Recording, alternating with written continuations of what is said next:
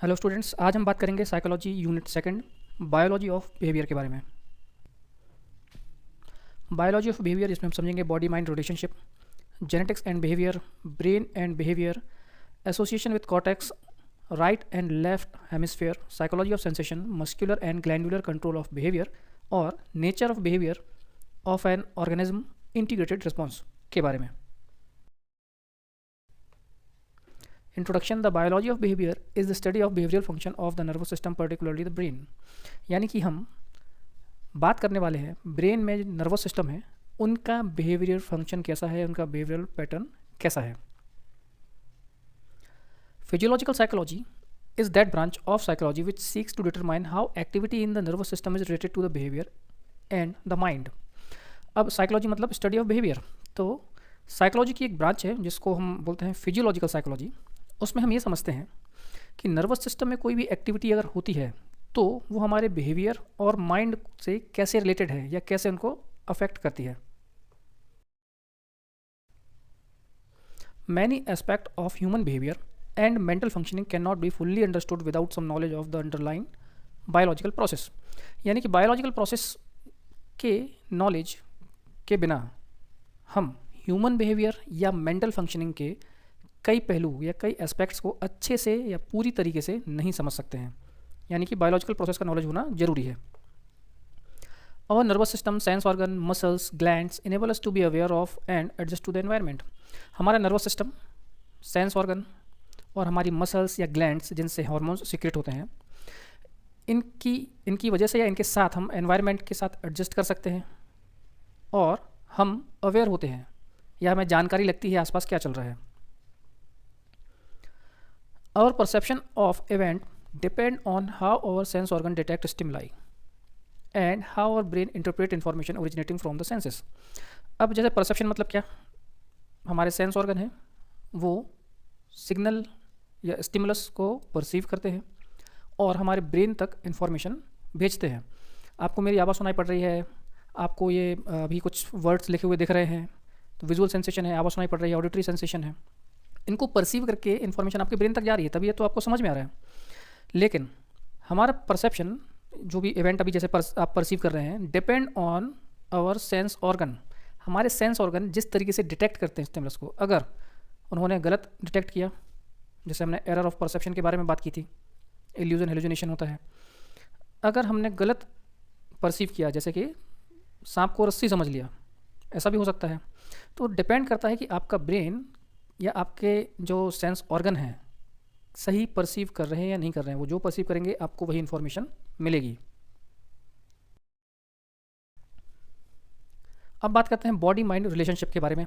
ये टॉपिक अलग से अक्सर एग्जाम में पूछा जाता है और यूनिट 2 का सबसे इम्पॉर्टेंट टॉपिक है। शॉर्ट नोट अक्सर आते हैं इसके। बॉडी माइंड रिलेशनशिप मतलब है शरीर और हमारे माइंड, मन के बीच में क्या संबंध है। Psychology study human behavior which involve both the body and the mind। Psychology में हम ह्यूमन बिहेवियर के बारे में स्टडी करते हैं कि कौन किस तरीके से बिहेव करता है। अब इसमें हम बॉडी और माइंड दोनों के बारे में समझते हैं, पढ़ते हैं। They are inter related and interact upon each other. ये बॉडी और माइंड इंटर रिलेटेड हैं, आपस में संबंधित हैं। Mental function and physical state affect each other. हमारे मेंटल फंक्शन, जो भी मानसिक प्रक्रियाएँ हैं, वो फिजिकल स्टेट या शारीरिक स्थिति, ये एक दूसरे को अफेक्ट करते हैं, प्रभावित करते हैं।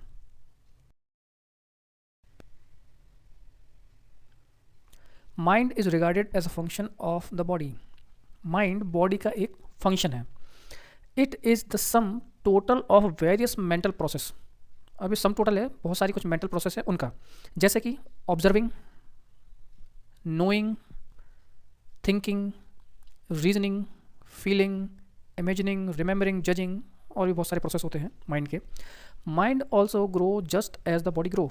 जैसे जैसे शरीर ग्रो होता है वैसे ही हमारा माइंड भी ग्रो होता है या बढ़ता है। बॉडी, अभी हमने माइंड के बारे में समझ लिया, अब बॉडी देखते हैं क्या है। Body is represented by physical state and bodily function. Physical state, अब माइंड एक इमेजिनरी थिंग है, यानी कि आप उसको देख नहीं सकते हैं, इमेजिन कर सकते हैं। ओके, अब कोई कितना किसका जजमेंट अच्छा है या किसकी मेमोरी अच्छी है, आप देख के पता नहीं लगा सकते हैं। आप इमेजिन कर सकते हैं, सोच सकते हैं उसके बारे में। बॉडी फिजिकल स्टेट है, फिजिकल स्ट्रक्चर यानी जिसको आप देख सकते हैं, छू सकते हैं। तो body is represented by physical state and bodily function. Our nervous system and gland, which are an important part of our body, are responsible for our way of thinking, feeling and doing. यानी कि हमारा nervous system है या जो glands हैं ये responsible होते हैं हमारे सोचने के तरीके के लिए, कि हम किस तरीके से सोचते हैं या हम किस तरीके से फील करते हैं या हम क्या काम कर रहे हैं, उसके लिए हमारा नर्वस सिस्टम या ग्लैंड्स काफ़ी हद तक रिस्पॉन्सिबल होते हैं। Physiological structure, body fluid, chemical and mechanical event all influence both our own behavior and our feelings and experience.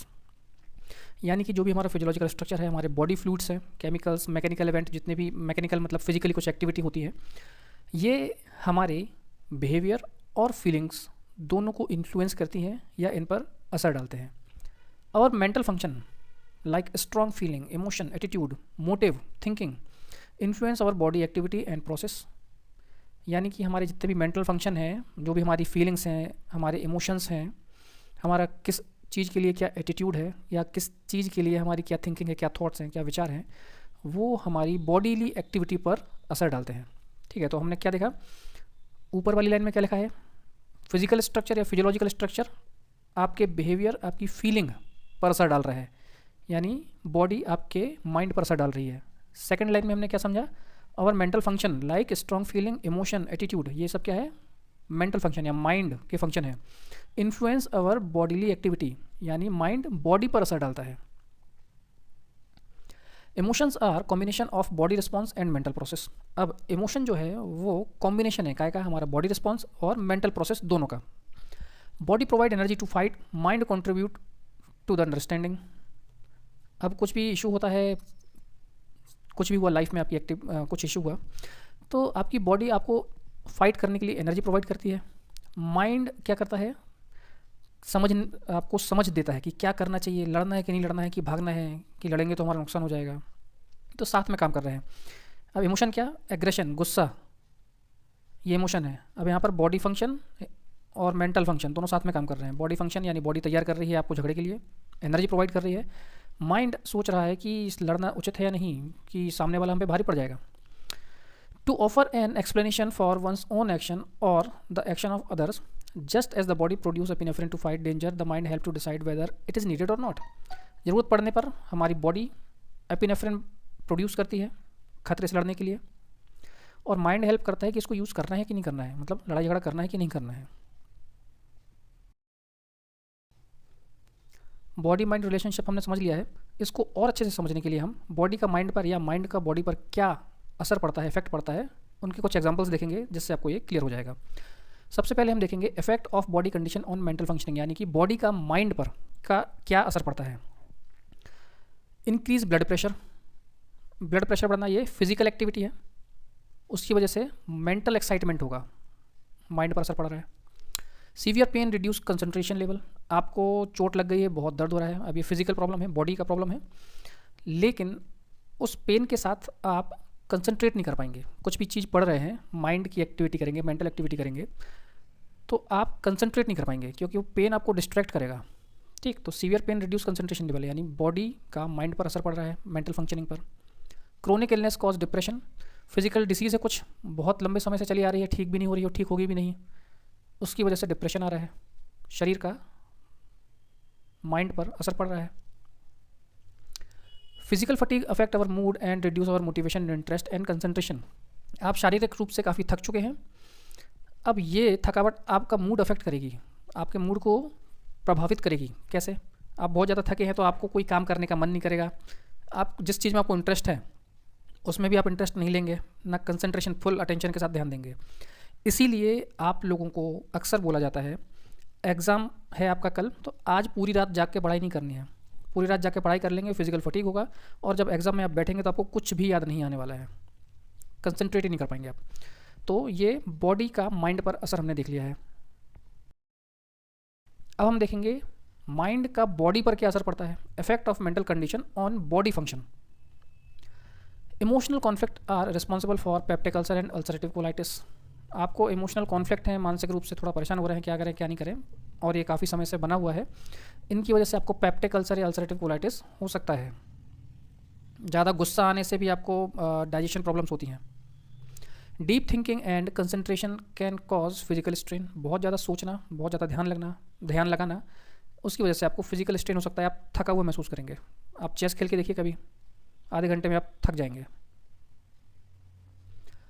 Unconscious motivation and conflict give rise to many physical complaint and neurotic disorder like conversion disorder. Unconscious motivation ऐसी motivation जिनको करने के लिए हम हैं, लेकिन हमारे conscious में नहीं है, वो हम जानबूझ के नहीं कर रहे हैं। जैसे कोई अनफुलफिल्ड विश है, आपकी इच्छा है पर वो पूरी नहीं हो पा रही है, तो आपको उसके बारे में सपने आएंगे। ठीक है, तो इसको हम बोलते हैं अनकॉन्शियस मोटिवेशन। इस टाइप की कोई स्थिति है, कॉन्फ्लिक्ट है, तो उसकी वजह से आपको कुछ फिजिकल कंप्लेंट हो सकती हैं, जैसे कि कन्वर्जन डिसऑर्डर हो सकता है। Feeling of hostility and aggression are expressed through the nervous system and cause hypertension and cardiac disease. Hostility मतलब किसी से हमारी शत्रुता है, हम किसी से एनिमी है, कोई एनिमी टाइप फीलिंग आ रही है, तो उस प्रकार की फीलिंग है, या एग्रेशन है, बहुत ज़्यादा गुस्सा है, are expressed through the nervous system. तो ये हॉस्टिलिटी या एग्रेशन हमारे नर्वस सिस्टम के थ्रू एक्सप्रेस होता है।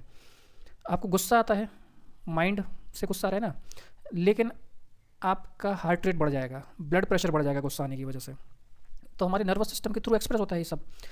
और बार बार एग्रेशन या हॉस्टिलिटी, नेगेटिव इमोशन है ये सब, इनके होने की वजह से हाइपरटेंशन या कार्डियक डिसीज़ हो सकती है या होती है। इसलिए बोलते हैं ज़्यादा स्ट्रेस या ज़्यादा गुस्सा नहीं करना चाहिए, ये काफ़ी बीमारियों को जन्म देता है। बॉडी माइंड रिलेशनशिप हमने समझ लिया है। अगर आपको शॉर्ट नोट आता है तो जितना भी तक हमने समझा है वो आपको बॉडी माइंड रिलेशनशिप में लिखना है। इंपॉर्टेंट क्वेश्चन है, अक्सर एग्जाम में पूछा जाता है, यूनिट सेकंड से सबसे इंपॉर्टेंट वही है। अब हम बात करेंगे genetics and behaviour, heredity and environment, या जेनेटिक्स, हेरिडिटी, एनवायरनमेंट का बिहेवियर पर क्या असर पड़ता है, क्या इफेक्ट डालते हैं। इसके लिए पहले ये बात क्लियर कर लें कि जेनेटिक्स या हेरिडिटी क्या होता है। जेनेटिक्स या हेरिडिटी माता पिता से संतान को मिलने वाले गुण हैं। Height, colour complexion, hair, behaviour, किस तरीके से बात करेंगे, एप्टीट्यूड, कुछ इनबॉर्न कुछ क्वालिटी है, जैसे कि अक्सर देखा गया है कि कोई अच्छा डांस करता है पेरेंट्स में से, तो बच्चे अपने आप जल्दी डांस करना सीख जाते हैं, एक एप्टीट्यूड डेवलप होता है। साथ ही साथ कुछ बीमारियां, जैसे हम जिनको बोलते हैं अनुवांशिक बीमारियां, माता पिता को थी इसलिए बच्चे को है, दादा दादी को थी इसलिए बच्चे को है, तो ये भी हमको जेनेटिक यानी जीन्स के थ्रू ट्रांसफ़र होती है, तो इसको हम बोलते हैं जेनेटिक्स या हेरिडिटी। ये हम एक एक करके समझेंगे। पहले हम हेरिडिटी समझेंगे, हेरिडिटी और जेनेटिक्स सेम है, तो पहले हेरिडिटी समझेंगे, उसके बाद हम एनवायरनमेंट के बारे में बात करेंगे। Heredity is considered as the sum total of inborn individual trait, यानी कि जन्म के साथ मिलने वाली कुछ विशेषताएं, उनको हम हेरिडिटी बोलते हैं। Heredity is the basis for development of human personality. Human personality के डेवलपमेंट का बेस हेरिडिटी है। जैसे कोई बिल्डिंग है, उसका बेस होता है, पिलर होते हैं या नींव भरी जाती है, उस हिसाब से कितना फ्लोर का बिल्डिंग हम बना सकते हैं, बेस के ऊपर डिपेंड करता है। ठीक वैसे ही हेरिडिटी ह्यूमन पर्सनैलिटी के डेवलपमेंट का एक बेस होती है। It is like the raw material in the hand of the artist out of which the potter or tailor prepare the specific object. ये एक कच्चे माल जैसा है, जैसे हम जिसको बोलते हैं रॉ मटेरियल। पॉटर मतलब होता है कि जो मिट्टी से कुछ जो बनाते हैं, दिए, घड़े वगैरह, तो ये ठीक वैसा ही है कि जैसे उसके हाथ में एक मिट्टी का ढेला था और उसने अपना उस मिट्टी के ढेले से कुछ बना दिया, दिया बना दिया या मटका बना दिया, कुछ भी बना दिया। तो ठीक वैसे हेरिडिटी एक रॉ मटेरियल है, उसका फिर आप क्या बनाते हैं आगे चल के, वो क्या प्रोडक्ट बनता है, ये आपके ऊपर है, पेरेंट्स के ऊपर, टीचर्स के ऊपर। The complex pattern of social and intellectual behaviour are influenced by persons genetic endowment. यानी कि किसी भी पर्सन का सोशल या इंटेलेक्चुअल बिहेवियर कैसा होगा, ये उसकी हेरिडिटी पे या जेनेटिक्स पे डिपेंड करता है। They also include physical deficiency and the nature of glandular functioning. साथ ही साथ हेरिडिटी के थ्रू कुछ फिजिकल डिफिशियंसी, जैसे कुछ पेरेंट्स को फिजिकल डिफिशियंसी है तो बच्चों को हो सकती है।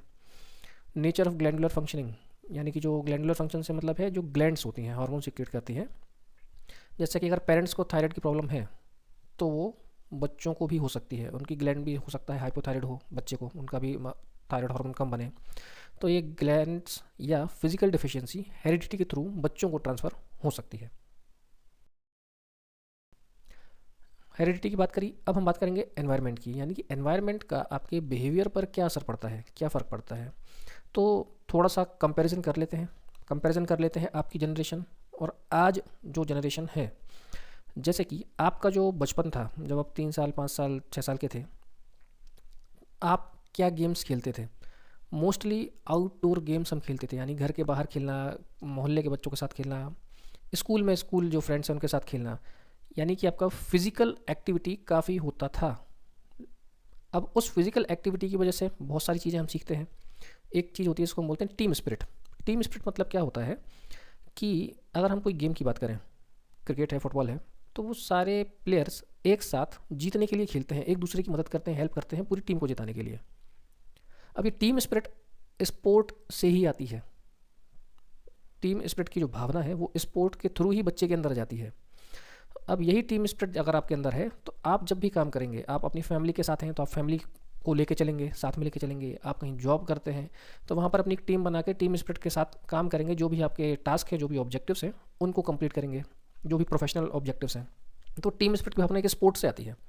लेकिन आज अगर हम देखें, 3 साल 5 साल 6 साल के बच्चे मोबाइल में घुसे हुए हैं, मोबाइल में ही रहते हैं।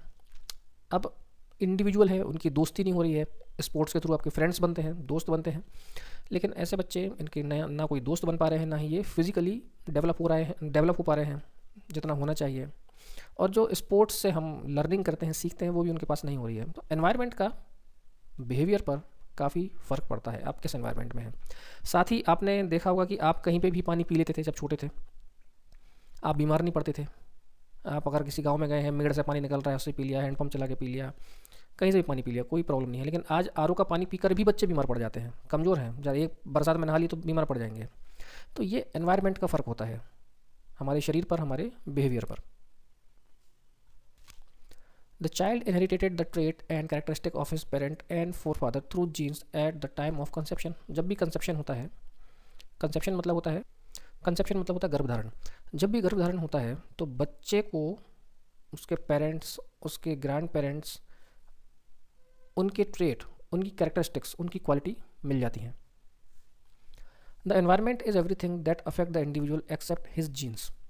एनवायरनमेंट वो सब कुछ है जो आपके जीन्स को अफेक्ट नहीं कर पाता है, बाकी हर किसी को अफेक्ट या हर एस्पेक्ट को अफेक्ट कर देता है। Environment cover all the outside factor that have acted on the individual since he began life. Environment cover all the outside factor, सारे फैक्टर कवर करता है। That have acted on the individual since he began life. जब अपनी life शुरू करता है तो जितने भी आउटसाइड फैक्टर हैं उनको एनवायरनमेंट अफेक्ट करेगा। तो हेरिडिटी या एनवायरनमेंट का हमारे बिहेवियर पर क्या असर पड़ता है वो हमने समझ लिया है। अब हम बात करने वाले हैं ब्रेन एंड बिहेवियर, जिसमें हम बात करेंगे nervous system, neurons and synapse. अब ब्रेन एंड बिहेवियर है, मतलब का ब्रेन या जो नर्वस सिस्टम है उसका बिहेवियर पर क्या असर पड़ सकता है या पड़ता है। तो सबसे पहले बात करेंगे नर्वस सिस्टम की, ये होता क्या है। तो नर्वस सिस्टम आपको डायग्राम में दिख रहा है, लेफ्ट साइड डायग्राम में दिख रहा है ब्रेन येलो कलर से, और वो येलो कलर से नीचे कुछ रोप लाइक निकला हुआ है, उससे बहुत सारे धागे जैसे निकले हुए हैं, ये सब नर्वस सिस्टम ही है। राइट साइड में आप डायग्राम देखिए, ब्रेन है, ब्रेन से फिर स्पाइनल कॉर्ड निकलती है जो कि आपकी रीढ़ की हड्डी के बीच में से जाती है, स्पाइनल कैनाल होती है, उसमें से ये स्पाइनल कॉर्ड गुजरती है, और लेफ़्ट और राइट साइड में वहाँ से नर्व्स निकलती हैं जो कि हमारी पूरी बॉडी को सप्लाई करती हैं। आप देख रहे होंगे हैंड में, लेग में, हमारे एब्डोमन में, हर जगह ये येलो कलर के वायर्स हैं। ये वायर्स जो है वो नर्व्स हैं और ये नर्वस सिस्टम है। अब नर्वस सिस्टम जो है वो कंसिस्ट होता है न्यूरॉन्स से। ये न्यूरॉन्स का डायग्राम है, जैसे हम देख रहे हैं डेंड्राइट्स है, बीच में न्यूक्लियस है, सेल बॉडी, एक्सॉन एंडिंग और माइलिन शीथ। ये ऊपर एक कवरिंग होती है माइलिन शीथ जिसको हम बोलते हैं, ये कंडक्शन का काम करती है, सिग्नल को इधर से उधर भेजने का। जैसे वायर रहता ना, बिजली ट्रांसफ़र हो रही है, इलेक्ट्रिसिटी, ठीक वैसे ही ये माइलिन शीथ के थ्रू जो भी इम्पल्स है, हमने टच, कुछ ठंडा लगा है, कुछ गर्म लगा है, कुछ चुभ गया है, किसी भी प्रकार का जो भी है इन्फॉर्मेशन, ये माइलिन शीथ के थ्रू एक न्यूरॉन से दूसरे न्यूरॉन तक ट्रांसफ़र होती है। अब यहाँ पे देखते हैं हम साइनेप्स। साइनेप्स क्या है, अब यहाँ पे देखेंगे आप लेफ़्ट साइड में 2 न्यूरॉन्स हैं। दोनों न्यूरॉन्स को आप देखेंगे तो बीच में ये कनेक्ट हो रहे हैं। अब जहाँ पर दो न्यूरॉन्स आपस में कनेक्ट होते हैं उस जंक्शन को, उस जोड़ को बोलते हैं साइनेप्स। ये इस साइनेप्स के थ्रू ही एक न्यूरॉन से दूसरे न्यूरॉन तक इंफॉर्मेशन पास होती है।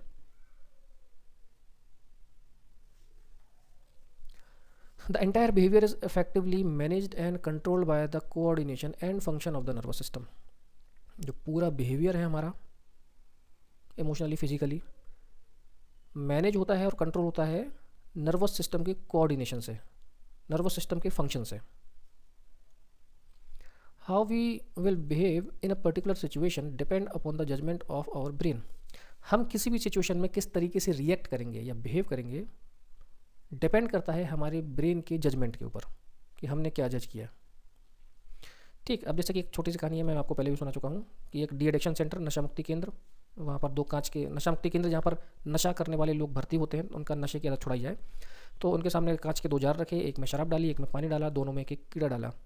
पानी में जो कीड़ा डाला था वो तैर रहा है, लेकिन जो शराब में कीड़ा डाला वो मर गया है। तो जो डेमोन्स्ट्रेटर था वो ये दिखाना चाह रहा था कि आप शराब पियेंगे तो मर जाएंगे इस कीड़े के जैसे, इसलिए शराब नहीं पीना चाहिए। लेकिन फिर से पढ़ता हूँ ये line, how we will behave in a particular situation depend upon the judgement of our brain. हमारा ब्रेन किस तरीके से जज कर रहा है, क्या जज कर रहा है, उसके हिसाब से हम बिहेव करते हैं, रिएक्ट करते हैं। तो बहुत सारे लोगों ने समझ लिया कि हाँ नहीं शराब पियेंगे तो उस कीड़े के जैसे हम भी मर जाएंगे, पर कुछ लोग ऐसे भी थे जिन्होंने बोला कि शराब पियेंगे तो पेट के कीड़े मर जाएंगे, यानी कि अच्छा है पीना। तो डिपेंड करता है कि आप किस तरीके से जज करते हैं या आपका ब्रेन किस तरीके से जज करेगा, उस हिसाब से ही आप एक्ट करेंगे। Learning also a great extent is controlled by the nervous system. Learning भी कंट्रोल होती है नर्वस सिस्टम के through. Any defect in spinal cord or the brain seriously affect the intellectual growth. अब ब्रेन यानी जो nervous system का part है, brain या स्पाइनल कॉर्ड, इनमें कोई भी डिफेक्ट अगर है तो वो इंटेलेक्चुअल ग्रोथ को अफेक्ट करेगी। जैसे मेंटल रिटार्डेड आपने बच्चे देखे होंगे, उनके नर्वस सिस्टम में ही कुछ ना कुछ इशू होता है, इसलिए वो मेंटली रिटार्डेड होते हैं। The process of growth and development is also directly and indirectly controlled by the function of the nervous system। Growth और डेवलपमेंट यानी कि जो बच्चे एक एज, अभी थर्ड ईयर में आप देखेंगे पीडियाट्रिक में कि इतने साल में वजन इतना होना चाहिए, इतने साल में हाइट इतनी होनी चाहिए ह्यूमंस में। तो जो उसको हम ग्रोथ और डेवलपमेंट बोलते हैं, बढ़ने की प्रक्रिया, विकास की प्रक्रिया। तो ये ग्रोथ और डेवलपमेंट की प्रोसेस है डायरेक्टली या इनडायरेक्टली नर्वस सिस्टम के थ्रू ही कंट्रोल होती है, या नर्वस सिस्टम ही उसको कंट्रोल करता है। एक्चुअली जो ग्लैंड्स होती हैं, ग्लैंड्स भी सिक्रीशन तब करती हैं जब उनको स्टिमुलेशन मिलता है। जैसे ग्रोथ हार्मोन है, स्टिमुलेशन मिलेगा, ग्रोथ हार्मोन सीक्रेट होगा तो आप ग्रो करेंगे, हाइट हेल्थ जो भी है, ग्रोथ एंड डेवलपमेंट होगा। तो एंटायर सिस्टम जो है वो नर्वस सिस्टम के थ्रू ही कंट्रोल होता है। अब हम बात करेंगे एसोसिएशन विद कॉर्टेक्स और राइट एंड लेफ्ट हेमिस्फीयर के बारे में। तो हेमिस्फीयर क्या है? ये जो ब्रेन है दो पार्ट में डिवाइड रहता है, डायग्राम में आपको दिख रहा है। राइट साइड वाला और जो पार्ट है इनको हम बोलते हैं हेमिस्फीयर। राइट साइड वाला राइट हेमिस्फीयर और लेफ्ट साइड वाला लेफ्ट सेरेब्रल हेमिस्फीयर कहलाता है। नीचे देखेंगे सेरेबेलम है, ब्रेन स्टेम है, और फिर ब्रेन स्टेम से नीचे स्पाइनल कॉर्ड कंटिन्यू होती है जो कि आपकी रीढ़ की हड्डी में जाती है, स्पाइनल कॉलम में जाती है। Cerebral cortex is responsible for many higher order function like language and information processing. जो सेरेब्रल कॉर्टेक्स है, हायर ऑर्डर के जो फंक्शन होते हैं, अपर लेवल के जो फंक्शन होते हैं उनके लिए रिस्पॉन्सिबल होता है। जैसे कि लैंग्वेज, इंफॉर्मेशन प्रोसेसिंग, मतलब जो नर्व्स के थ्रू में इंफॉर्मेशन आती है उसको प्रोसेस करके उनका मीनिंग निकालना। The cerebral cortex is divided into sensory, motor and association area. अब सेरेब्रल कॉर्टेक्स को हमने डिवाइड किया है अलग अलग पार्ट में, सेंसरी, मोटर और एसोसिएशन एरिया। क्या है इनको देखेंगे अपन। Sensory area receive sensory input. जो सेंसरी एरिया है वो सेंसरी इनपुट रिसीव कर रहा है। जैसे कि आपको पिंचू भी इन्फॉर्मेशन सेंसरी एरिया तक गई, सेंसरी इनपुट मिला। Motor area, movement of muscle, हाथ आप पीछे करेंगे, हाथ पीछे करना है, कहाँ करना है, कितना करना है, ये मोटर एरिया कंट्रोल करता है। Association area involve with more complex function such as writing. और जो एसोसिएशन एरिया है ये कॉम्प्लेक्स फंक्शन में इन्वॉल्व होता है। राइटिंग या जितने भी हैं, म्यूजिक आप बजाते हैं, तो जितनी फाइन और कॉम्प्लेक्स फंक्शन होते हैं उनको एसोसिएशन एरिया कंट्रोल करता है। Each cerebral hemisphere is divided into 4 lobes. अब हमने सेरेब्रल हेमिस्फीयर देखे थे, लेफ्ट और राइट दो है। हर सेरेब्रल हेमिस्फीयर में 4 लोब होते हैं। फ्रंटल, पैराइटल, ऑक्सीपिटल और टेम्पोरल लोब। डायग्राम में समझ लेते हैं। फ्रंटल सामने वाला, हेड आगे, माथा जहाँ पे रहता है वो है, वहाँ पर रहता है फ्रंटल लोब। ऑक्सीपिटल लोब पीछे, सिर के पीछे वाला जो एरिया है उसको हम बोलते हैं ऑक्सीपिटल लोब। कान के पास वाला इसको हम बोलते हैं टेम्पोरल, और उसके ऊपर जो है वो पैराइटल। पैराइटल फ्रंटल और ऑक्सीपिटल के बीच में होता है। टेम्पोरल लोब ये कनपट्टी वाला, उसको टेम्पोरल लोब बोलते हैं।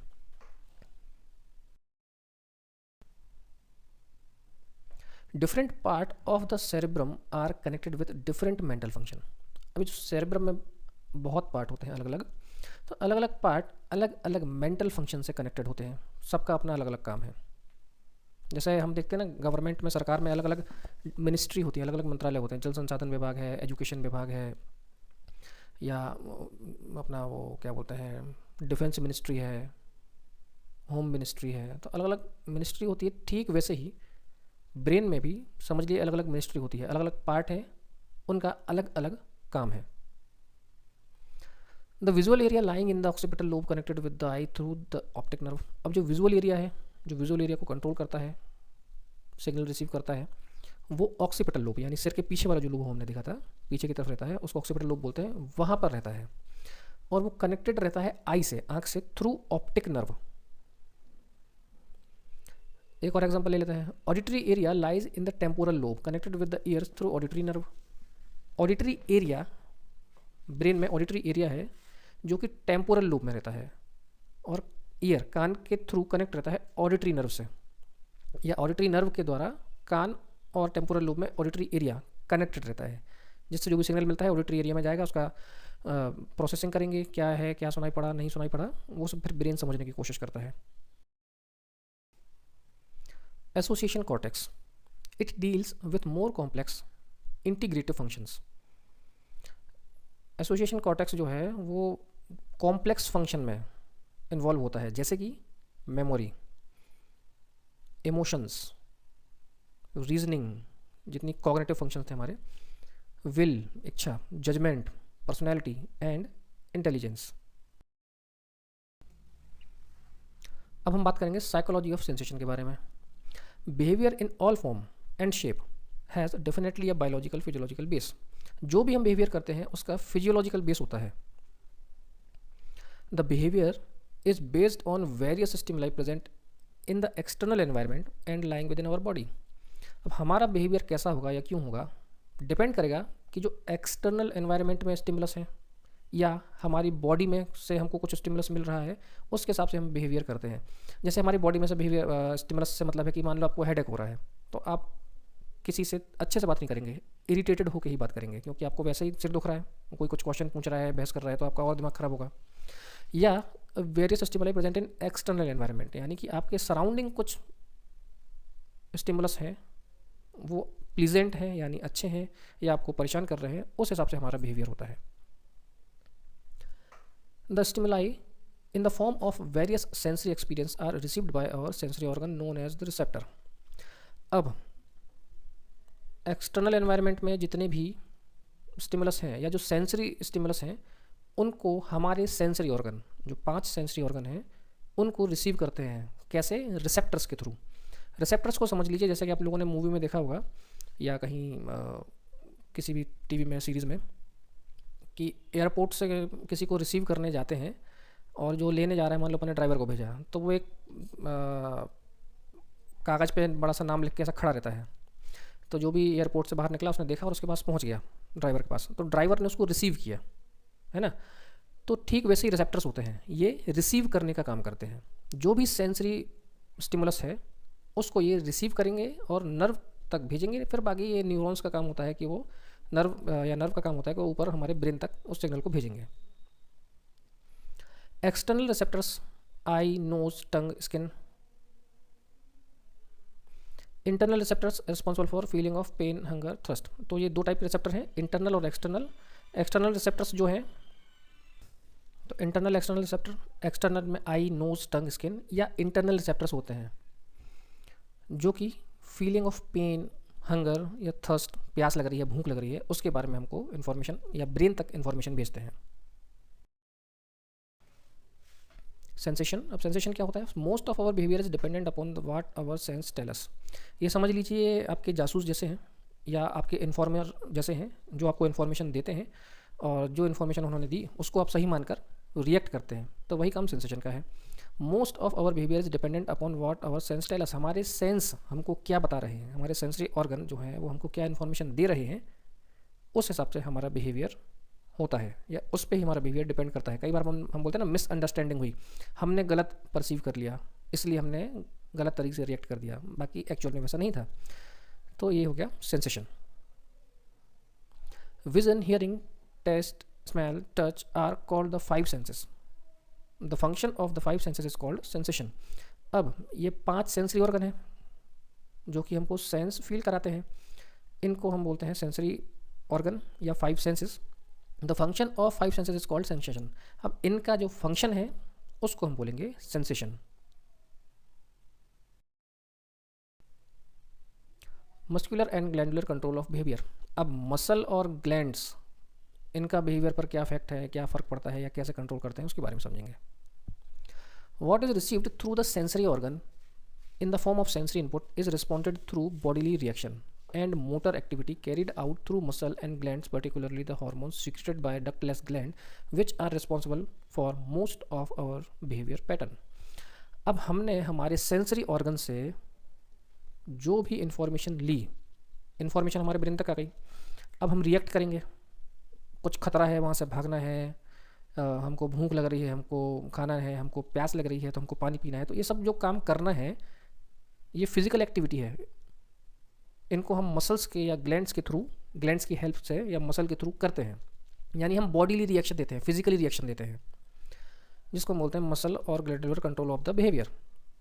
या हार्मोन्स, ये हमारे बिहेवियर पैटर्न के लिए रिस्पॉन्सिबल होते हैं कि हम किस तरीके से अब रिस्पॉन्स करेंगे। Nature of behaviour of an organism integrated response. Various activities of the nervous system can be grouped together as 3 general overlapping function.